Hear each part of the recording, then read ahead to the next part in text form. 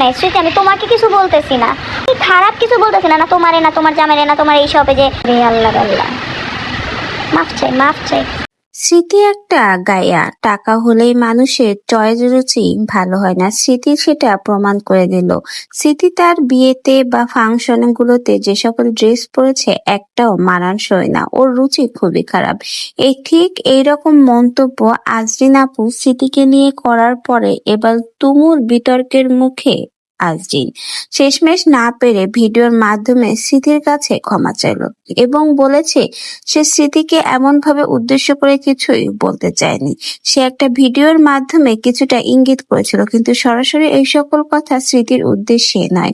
কিন্তু স্মৃতিকে নিয়ে এই সকল কথা বলার পরে রীতিমতো টিকটক এবং ফেসবুকে তোপের মুখে আজরিন।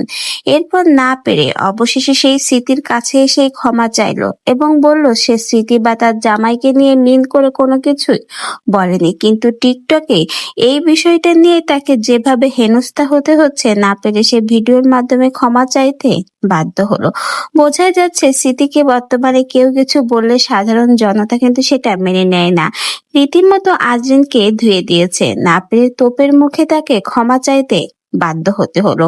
স্মৃতির চয়েস ভালো না, স্মৃতি গ্রামের সহজ সরল মেয়ে, তাকে নানাভাবে ঠকানো হচ্ছে, ঠিক এমনই মন্তব্য করেছিল আজরিন আপু তার একটা ভিডিওর মাধ্যমে। শেষমেশ সে তার সেই ভুল স্বীকার করতে বাধ্য হলো।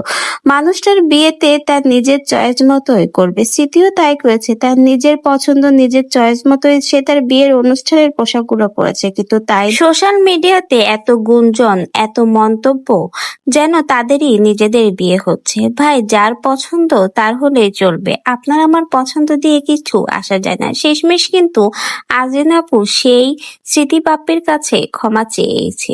সে কিন্তু বলেছে ভুল করেছে তাদেরকে নিয়ে কথা বলে, আর কখনোই তাদেরকে নিয়ে সে কথা বলবে না।